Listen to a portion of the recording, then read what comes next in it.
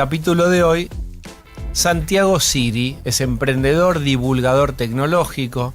Hace muchos años, yo lo recuerdo, como una especie de Quijote, junto con un grupo de muchachos irreverentes, armaron el Partido de la Red, que era el sueño del voto directo. En vez de vos, el Estado intermediando, las urnas, el papel y qué sé yo, vos con tu computadora o algo así era el Partido de la Red, ibas a gobernar desde tu teclado. Era así, ¿verdad? Totalmente quijotesco la odisea de hacer un partido como ese en Buenos Aires, porque era de avanzada el Partido de la Red. Proponíamos democracia directa, que los legisladores votaran todas las leyes de acuerdo a lo que la ciudadanía les dijera por internet. Era un plebiscito continuo. Sí. Un gobierno era un plebiscito online, básicamente. Sí, le ganamos en el 2013 en la interna vecinal a los liberales libertarios. Ese es un lindo dato. Sí. ¿Quiénes representados en ese humilde acto por? No, Fran Amati, Gonzalo Blusón, toda gente sensata. No existían los que vinieron después. Nosotros sacamos... Empieza a dar pistas, Santiago Siri. Nosotros sacamos 1,2 y ellos sacaron 0,7. Y era la pica, nuestra pica era con el Partido Liberal Libertario. Santiago Siri, bueno, en fin. Hablemos de tecnología con él. Lo primero que quiero preguntarle es, ¿por qué cuando vos usás en tu teléfono el ChatGPT, al ratito calienta el teléfono como si fuera el motor de un fitito que le tenías que poner una madera y levantar el capot? ¿Por qué calienta el teléfono cuando usás inteligencia artificial? Y porque la CIA, la NSA y los departamentos de Estado de los Estados Unidos necesitan saber todo de vos, sin que te des cuenta. No, mentira. Yo no soy conspiranoico. Creo que tengo un teléfono viejo o usa más o tiene un trabajo extra. No, mira, generalmente todo el procesamiento ocurre, grueso de la inteligencia artificial ocurre en data centers. Tu teléfono, lo que sí por ahí tiene seguramente cargado muchos videos, cargada mucha memoria. No quiero hablar de mí, de mi teléfono. Lo puse como ejemplo creyendo que había ahí algún funcionamiento no habitual. El cómputo furioso ocurre fuera de tu teléfono. O sea, lo que me pasa es una anomalía y andaba a revisar tu teléfono. A menos que tengas corriendo un modelo de lenguaje localmente en tu teléfono, lo cual serías un gran hacker, porque es muy difícil de lograr, que eso sí te calentaría el teléfono. Pero por lo general los ChatGPT, Cloud, Gemini, todo eso corre en los data centers. Fuera de aire contaste algo que ya empieza a llamar la atención y es que Estados Unidos limitó el acceso de la inteligencia artificial o ciertos modelos o versiones para los que no son estadounidenses. Sí, hace una semana Anthropic anunció el lanzamiento de su nuevo modelo que se llama Fable, la versión 5 de Anthropic, muy anticipado porque se supone que tiene características para la programación, para el hacking, para un montón de características muy sofisticadas. Anunciaron el lanzamiento para el público general y 2 días después el gobierno de Estados Unidos sacó una orden donde solamente ciudadanos norteamericanos podían acceder a ese modelo por cuestiones de seguridad nacional. Anthropic dijo que no tenían los mecanismos para validar la nacionalidad de sus usuarios de forma fehaciente, por lo cual prohibieron el acceso del modelo a todo el mundo. Y bueno, es la primera vez que vemos lanzamientos de tecnología donde intermedia el gobierno de los Estados Unidos, en este caso, de forma tan contundente. Esto nunca había pasado en Occidente. Y donde se empieza a pensar en la inteligencia artificial como algo de acceso a todos que puede servir para espionaje o terrorismo. Para prácticamente cualquier cosa, porque son sistemas generalistas, y el terror o el miedo es que, bueno, por ejemplo, en el caso de los modelos de Anthropic, un mes antes habían anunciado el modelo Mythos. Este modelo Fable que sacaron para el público general se supone que era una versión más segura de Mythos. Y este modelo Mythos lo que tenía es que en ciberseguridad era muy buen hacker. Había logrado detectar vulnerabilidades en sistemas operativos que usamos todos nosotros, que durante más de 20 años jamás fueron detectadas por los seres humanos, y de repente apareció una inteligencia artificial que puede generar problemas en toda la infraestructura de ciberseguridad de Internet y del mundo entero. Entonces, ¿en manos de quién colocamos esto? Es la pregunta. Estamos con Santiago Siri. Por supuesto, hasta es difícil hacer las preguntas sobre inteligencia artificial porque abarca todo. El desafío es absoluto y total. ¿Cuáles son escenarios posibles? Ya no te digo de acá 1 año, de acá 6 meses. ¿Qué vos suponés que podemos estar haciendo? O un amigo tuyo ya te va a contar, mirá lo que yo ya hago con inteligencia artificial, que hoy es un delirio, y vos decís, en 6 meses, o por ahí te regalo 1 año. Mirá lo que podría estar ocurriendo. Mira, 1 año me da vértigo, 6 meses es más fácil vaticinar. Ya 1 año, hay cosas que, por ejemplo, ocurrieron el año pasado que yo imaginaba que iban a ocurrir en el 2030 y ocurrieron el año pasado. Por ejemplo, la disciplina de la programación desapareció por completo. No hay programador, me animo a decir el 99% de los casos, que hoy escriba código de forma directa. Prácticamente todo el software del mundo hoy en día se hace asistido por inteligencia artificial. Y esto obviamente implicó que muchos de los profesionales de la informática tuviéramos que aprender un montón de herramientas de vuelta. Pero no fue hace... siento que me acosté a dormir hace 3 noches y me levanté. Y en ese momento el programador era el tipo que podía pedirte $6.000, $5.000, $4.000. Te los va a seguir pidiendo. Y era mi hijo el doctor, mi hijo el programador. Te lo va a seguir pidiendo, pero quizás no deba ya llamarse programador la disciplina. Por ahí, no sé, quizás era prompteador o ingeniero de inteligencia artificial. Es interesante mirar la carrera de la programación porque cognitivamente escribir código es lo más sofisticado que hay. Es más difícil hacer código que hacer píxeles o que hacer texto o que hacer otras cosas que hacen los modelos de IA, porque el código son sistemas que tienen que resistir usuarios, ataques y un montón de características. Y hoy el otro día me enteré, por ejemplo, una hackathon, una de estas sesiones maratónicas de 72 horas donde la gente se junta a prototipar proyectos de software, que la ganó un cardiólogo que nunca había programado en su vida, que gracias a la inteligencia artificial que nos permite programar con lenguaje natural, hablándole como le hablas a cualquier vecino, pudo desarrollar una solución de medicina que ganó el primer premio en esta competencia. Y creo que eso lo vamos a ver mucho. Vamos a ver abogados, contadores, empresarios, hasta productores, no sé, cualquier disciplina, periodistas, que se van a potenciar mucho en su trabajo incorporando la inteligencia artificial. Y te diría... ¿Cómo lo haríamos? Pero acabamos de contratar como consultor externo a Santiago Siri.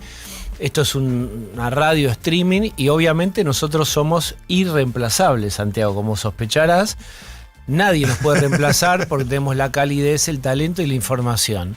Pero ahora vos venís con tu martillo a romper nuestra burbuja de cristal y decís, ojo que lo que hace ella o lo que haces vos, ¿qué es lo que...? Yo te voy a decir posta lo que yo pienso. Todavía creo que no sé qué cosa mía me van a robar de mi trabajo. Quiero que me molestes y me digas, ojo que eso que haces va a ser reemplazado. Mira, hace poco lo entrevisté a la mano derecha de Peter Thiel, Eric Weinstein, y me dijo algo que me dejó medio con los pelos de punta. Eric Weinstein, contrario a lo que el prejuicio indicaría, es un hombre más de izquierda que de derechas, y dijo que la inteligencia artificial es el robo de todo. Que todos nosotros podemos ser representados por ella de forma fidedigna. A medida que mejoran los modelos, mejor es la sátira o la imitación que puede hacer de uno mismo. La data la obtiene de toda la información que está volcada sobre cada uno de nosotros a lo largo de toda nuestra vida a través de Internet y puede inferir a partir de esos datos un modelo que trate de imitar nuestro comportamiento. Y no sería descabellado el día de mañana que nos reemplacen hologramas o avatares que conduzcan el programa por nosotros. No sé si los humanos estamos dispuestos a consumir ese contenido. Un poco lo que yo digo es, nadie mira un partido de ajedrez entre dos máquinas. Seguís queriendo verlo a Faustino Oro o a Magnus Carlsen. Y algo que me dijo Eric cuando le retruqué con ese argumento, me dice, sí, pero hoy si mirás el ajedrez contemporáneo, ya lo interesante no es lo bien que juega Magnus o lo bien que juega Faustino Oro. Lo interesante, el dato de señal valioso en el análisis del ajedrez contemporáneo son los blunders, los errores en el ajedrez. Cuando haces una movida que es un pifie, como se le dice en la jerga del ajedrez, un blunder es un pifie, una movida que de repente perdiste tu ventaja estratégica en el tablero. Y eso es más extraordinario hoy en día, el error, el pifie, que el acierto. El acierto, la máquina es extremadamente hábil e inteligente para poder acertar cada vez más, incluso en disciplinas creativas, en disciplinas que pensábamos que eran inalcanzables por el pensamiento automatizado. Los modelos de inteligencia artificial, cuando alucinan, de llamarle alucinación a que da un dato verdadero o algo que es falso, es una forma de verlo, pero otra forma de verlo es que está siendo creativa. que está generando una composición, una ficción acorde a su modelo del mundo y acorde a su entrenamiento. Y de hecho eso es una variable con la que uno puede jugar cuando usa modelos de inteligencia artificial de forma avanzada, que es lo que se llama la temperatura. Un modelo con temperatura alta va a alucinar más. Pero contanos algo que haces vos con la inteligencia artificial, que todos vamos a entender, y decís, yo boludeo con esto. Yo boludeo mucho. A ver, ¿qué haces? Te digo lo último, que dije recorcholis. Esto es muy interesante. A ver. Fin de semana pasado. Hay una nueva técnica de ingeniería con inteligencia artificial que en la jerga informática la llaman loop engineering. Que, para resumirlo de forma más sencilla, vos te construís un ejército de 10 agentes. Un agente, ponele que es el orquestador, otro agente es el programador, otro agente es el tester, otro agente es el usuario, otro agente es el que manda las recomendaciones de vuelta al programador. Como armás un bucle donde tenés no un modelo de inteligencia artificial, sino vas a tener varios modelos, varios agentes, y le das una tarea extremadamente compleja. Le decís, bueno, quiero que me hagas un producto de tecnología que tenga estas características. Hasta se lo puedes decir en lenguaje llano, medio como tormenta de ideas, sin tanta estructura. Y los agentes que te armaste van a estar negociando entre sí. En el primer caso que yo implementé, estuvieron 1 hora debatiendo. El modelo de Cloud, esto lo hice todo usando Cloud, estuvo pensando durante 1 hora. ¿Pero qué tenían que armar concretamente? Y yo quería armar un blockchain. Quería hacer un producto de tecnología complejo, ¿no? Un blockchain es como estas redes donde se mueven criptomonedas. Yo trabajo hace años con la idea de ingreso básico, entonces dije, bueno, ¿qué pasa si pongo agentes a hacer un blockchain de ingreso básico universal? ¿Cómo lo harían? ¿Cómo lo resolverían? ¿Podrían programarlo? ¿En qué lenguaje? Que tomen todas las decisiones de criterio, de diseño, de ingeniería por sí solos. Pasó 1 hora y cuando volví tenía un producto andando, que andaba bien. Andaba con las billeteras cripto normales que usamos todos, podía transferir criptomoneda. ¿Sí? Pero en esa misma línea yo te voy a decir, le voy a decir a Cloud que haga un unicornio. Bueno, pensá, yo voy a decir, mira, yo me voy a ir a dormir la siesta, pero cuando me levante quiero ser multimillonario. ¿Qué producto o servicio falta en el mercado? Pero escalámelo a nivel unicornio. ¿Vos sabés que me voy a dormir, pongo el despertador, guachita, pero deliremos. Eso, de hecho, los 2 días que estuvo Fable accesible para el público general, vos si hablás con Cloud, hay un comando que le puedes dar que es /goal, que es obligarlo a que termine el resultado, que no te interrumpa en el medio haciéndote preguntas, que saque. ¿Qué te parece? No, anda a fondo, anda a fondo y hacete cargo. Y en esos 2 días en Twitter apareció un montón de gente que con un solo prompt, uno le puso /goal, haceme el Grand Theft Auto 6. Listo. Y se quedó la gente trabajando durante 3-4 horas y apareció con un mini Grand Theft Auto en 3D, con autitos. Es el videojuego más famoso de PlayStation. Perdón, acá peco de gamer. Yo me quedé en el Pocketer. Este año sale al mercado el Grand Theft Auto 6. Obviamente lo que escupió el modelo de inteligencia artificial no tiene el nivel de calidad de lo que hace la empresa detrás de Grand Theft Auto. Pero antes en un solo prompt no lograbas ese nivel de calidad de resultado. Entonces no es descabellado imaginar que en 6 meses o en 1 año, quizás en más, quizás en menos, tengamos modelos de inteligencia artificial donde, como la lámpara de Aladino, con un solo deseo te devuelva un producto terminado acorde a tus necesidades. Bueno, es como el Aleph de Borges, donde está todo lo pasado, presente y futuro que imagines. Y hay algo de eso, de infinitud, ¿no? Borges la vio antes que todos. Es como ahí en un sótano de Avenida Garay había una especie de vidrio redondo y no sé qué, que algo tiene que ver con esto. Un punto en el que confluía todo el universal. universo. Sí. Claro, eso. sí.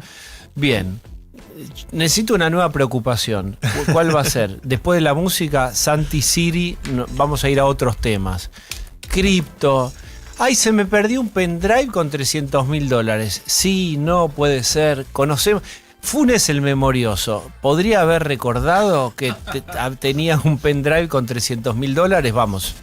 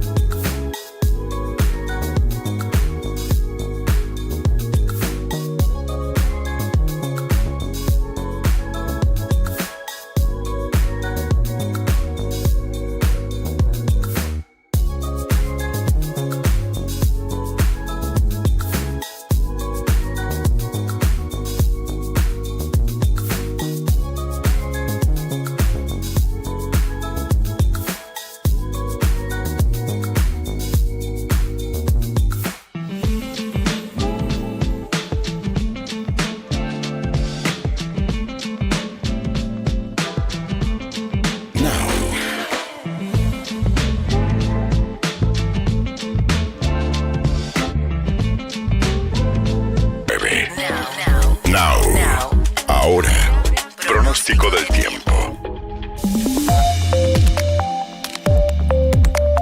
Ezequiel Marcusi. Sí, señor, acá estamos. Y para contarles a todos que, bueno, esta noche terminamos con bajas temperaturas. Mañana vamos rumbo a una mínima que va a estar en torno a los 7 grados, pero la máxima asciende hasta los 16 o 17. El domingo llegan algunas precipitaciones, además del frío, porque la máxima no pasaría a los 14. Y la semana que viene, el frío otra vez instalado. En el país, mañana alerta por vientos intensos en gran parte de Mendoza, tanto zona cordillerana como la provincia. Y a partir de la noche, lluvias y tormentas fuertes sobre el noreste argentino. Esto es Misiones, Corrientes, este de Chaco, Formosa, alerta allí, amarillo por tormentas fuertes.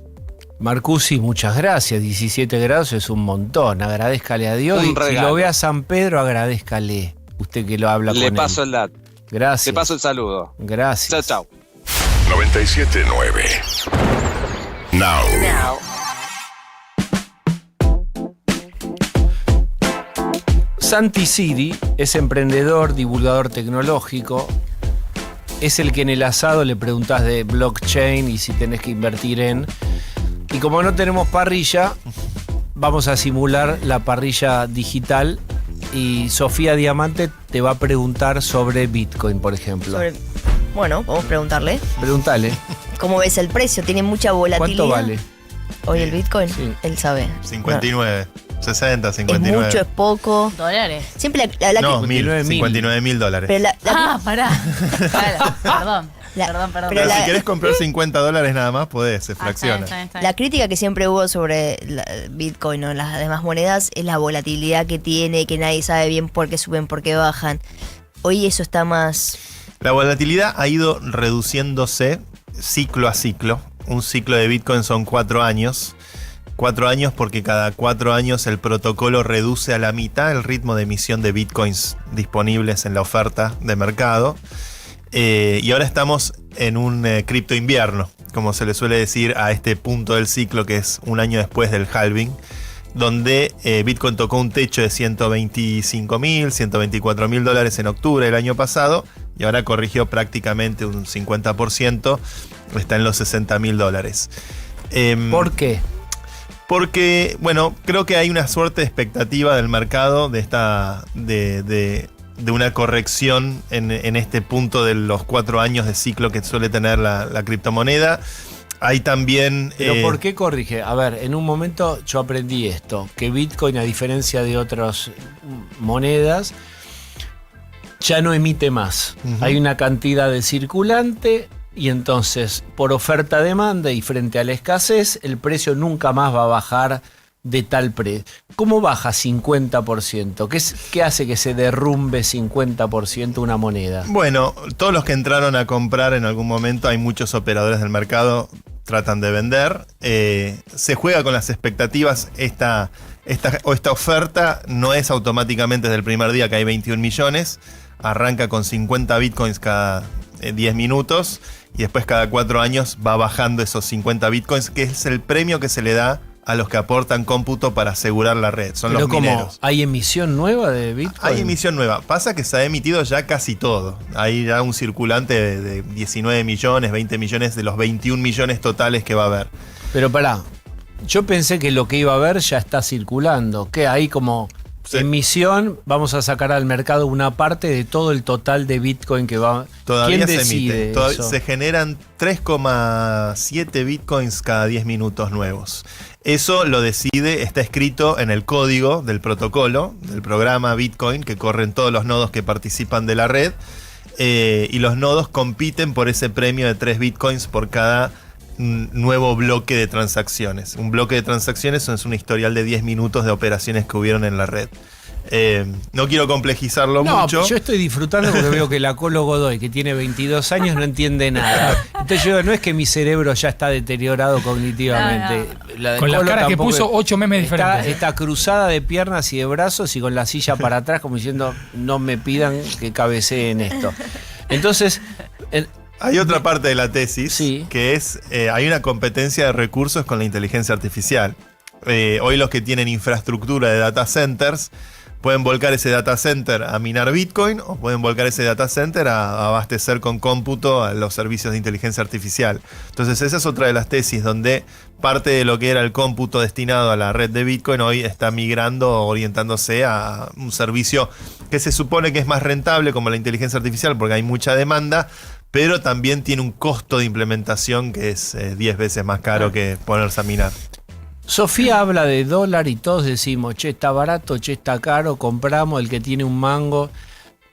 ¿Pasó el furor de el que tiene un mango lo mete en Bitcoin o en otra criptomoneda? Hubo momentos febriles, 2017, 2021.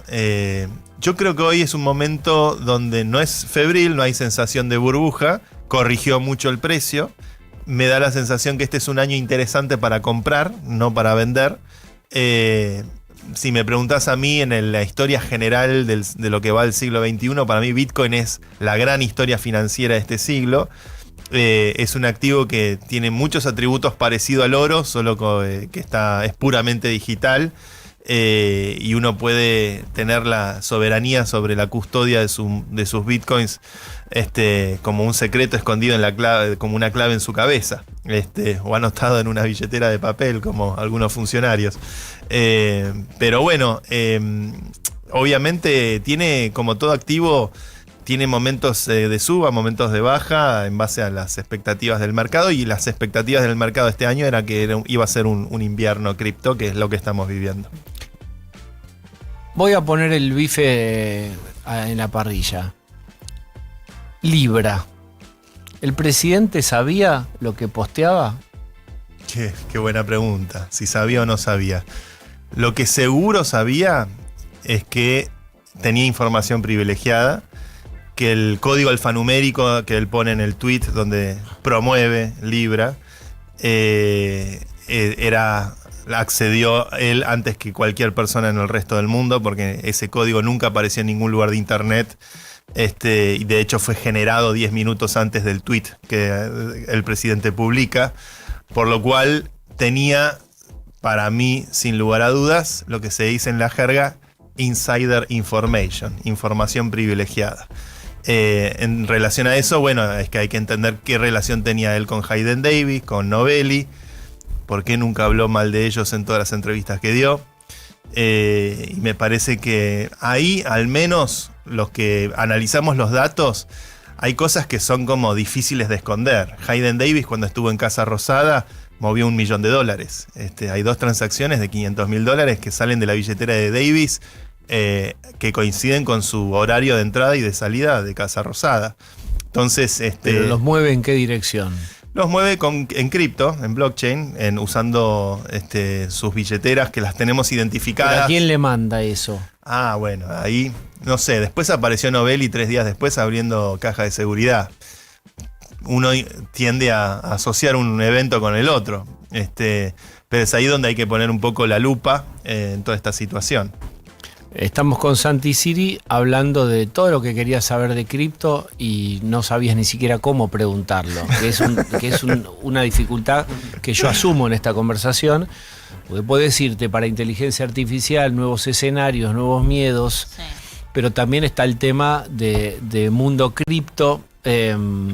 Nosotros no nos damos cuenta lo que generaron en principio las billeteras normales. El cambio, digamos, Mercado Pago, vamos a decirlo directo. ¿Hace cuántos años está? ¿5 años? Sí. ¿7? ¿3? Cambió.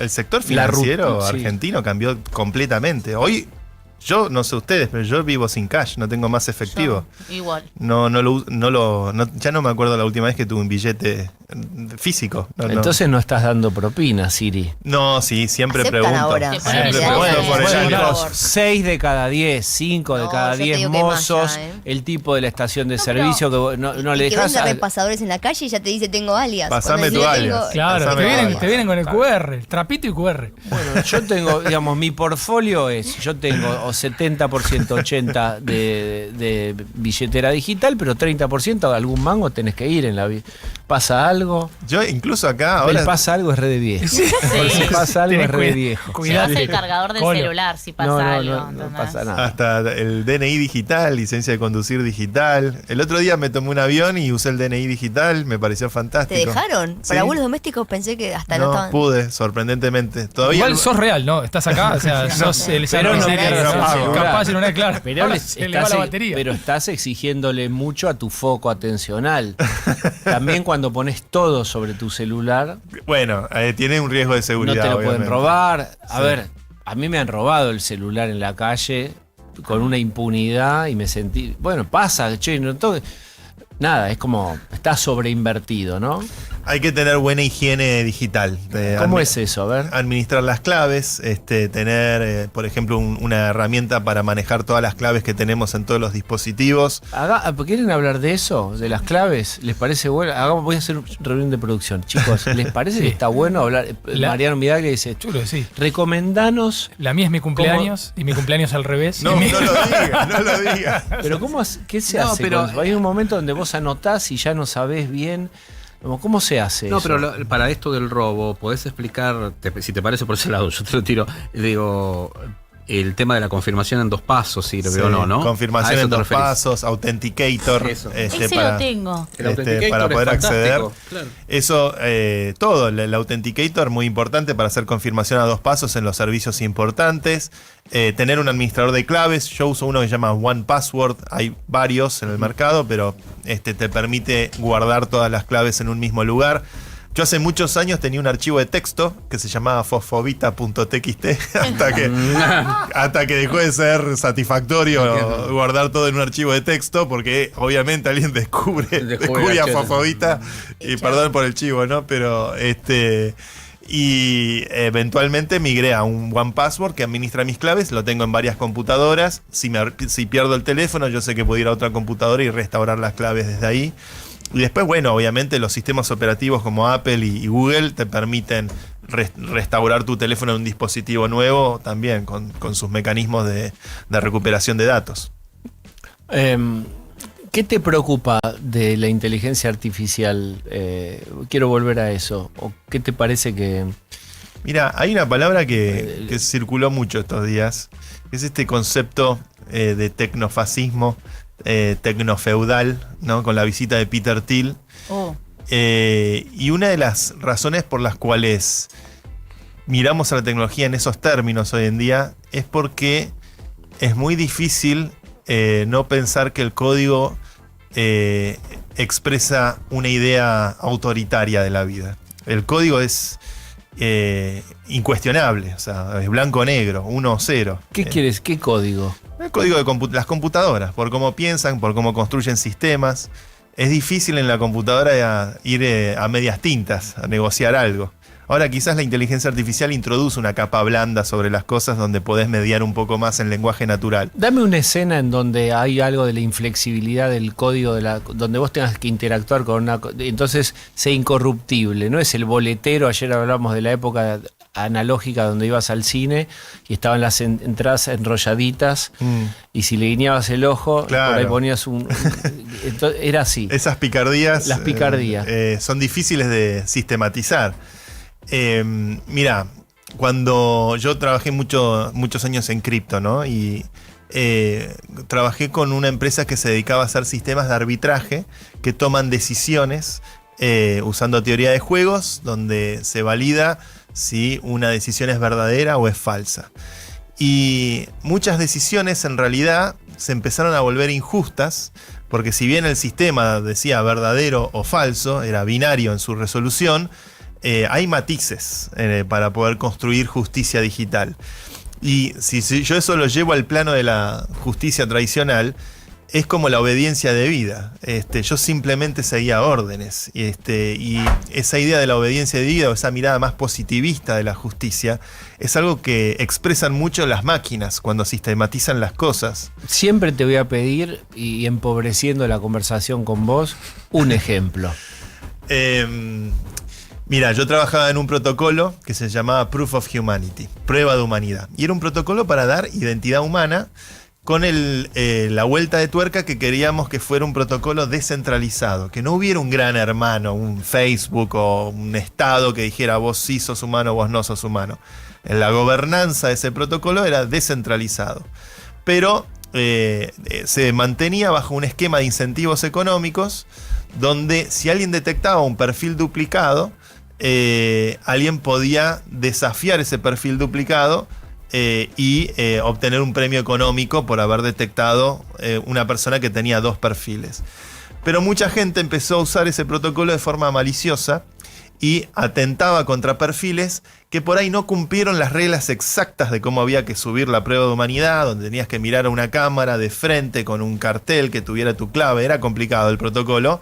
Si por ahí vos pifiabas una letra en el cartel o mirabas 3/4 en vez de mirar derecho a la cámara, te podían desafiar. Y vos podías perder tu dinero en el medio de esa prueba de humanidad. Pero ¿para qué servía la prueba de humanidad? Bueno, nuestro objetivo era con eso poder implementar un sistema de ingreso básico universal, que vos pudieras obtener a través de incentivos criptoeconómicos una renta de $100, $200 mensuales. Duró 18 meses, el proyecto anduvo muy bien, generó una renta promedio de $200 durante esos 18 meses. Pero eso era con lo producido por el mineo de cripto, distribuir la riqueza del mineo de cripto, ponele. Tuvimos algunos incentivos económicos, era un poquito apuntando al altruismo de ciertos jugadores. Vitalik Buterin, el creador de Ethereum, participó del ecosistema. Marcos Galperín participó del ecosistema. Y en algún punto ofrecíamos ciertos incentivos para gente que quisiera ayudar, que pudiera obtener también algún beneficio en el sistema. Y obviamente era algo altamente experimental, porque nunca se había intentado hacer un ingreso básico universal por fuera del Estado, te diría. Pero es también justamente explorar los límites de lo que puede la tecnología. Pero nos encontramos con estas situaciones un poco injustas, donde de repente había actores maliciosos que explotaban el sistema, que si bien cumplían con las reglas de juego explícitas del sistema... Pero eso eran personas, seres humanos. Eran seres humanos. Seres humanos que maliciosamente explotaban las reglas en su beneficio y generaban una situación injusta.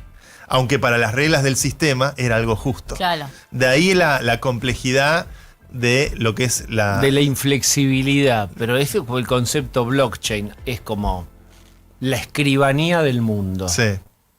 Es inapelable. Es inapelable y tenés justamente esa mirada de la justicia positivista, de la obediencia debida, que si algo enseñó la Segunda Guerra Mundial, y después, bueno, aquí en Argentina también lo hemos vivido en carne propia, es que después vino una justicia más naturalista, como dicen los especialistas, que pone por encima de todo cuestiones como los derechos humanos, ¿no?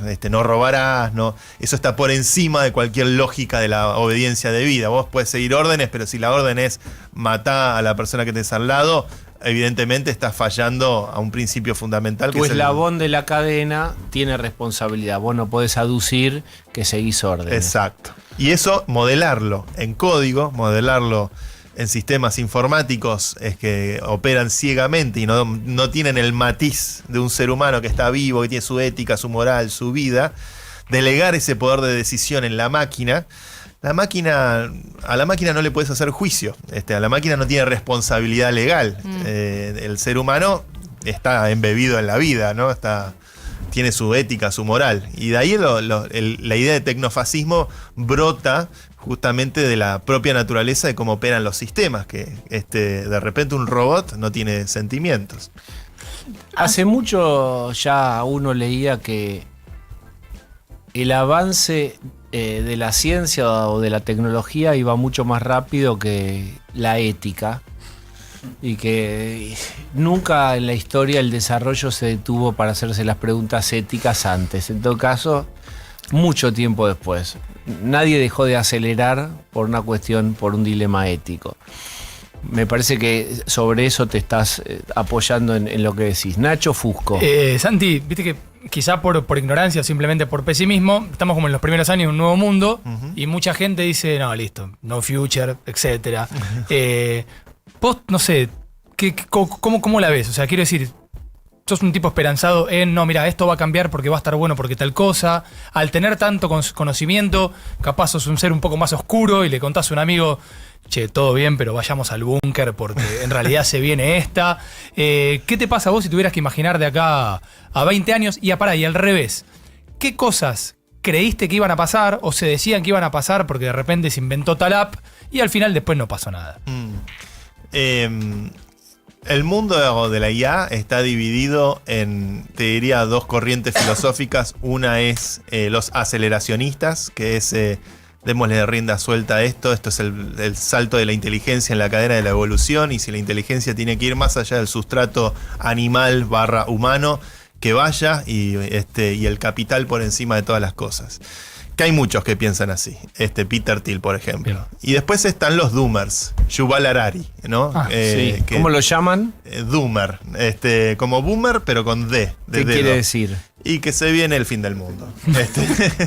Que es una mirada más apocalíptica, de creer que va a haber una gran disrupción laboral, que puede generar una crisis de la escala similar a la pandemia, donde todos quedemos en la calle. Harari lo que plantea básicamente es que hasta ahora, si algo diferenció en la historia de la humanidad Homo sapiens, es el lenguaje. El lenguaje es algo cualitativamente diferente a cualquier desarrollo o cuestión evolutiva.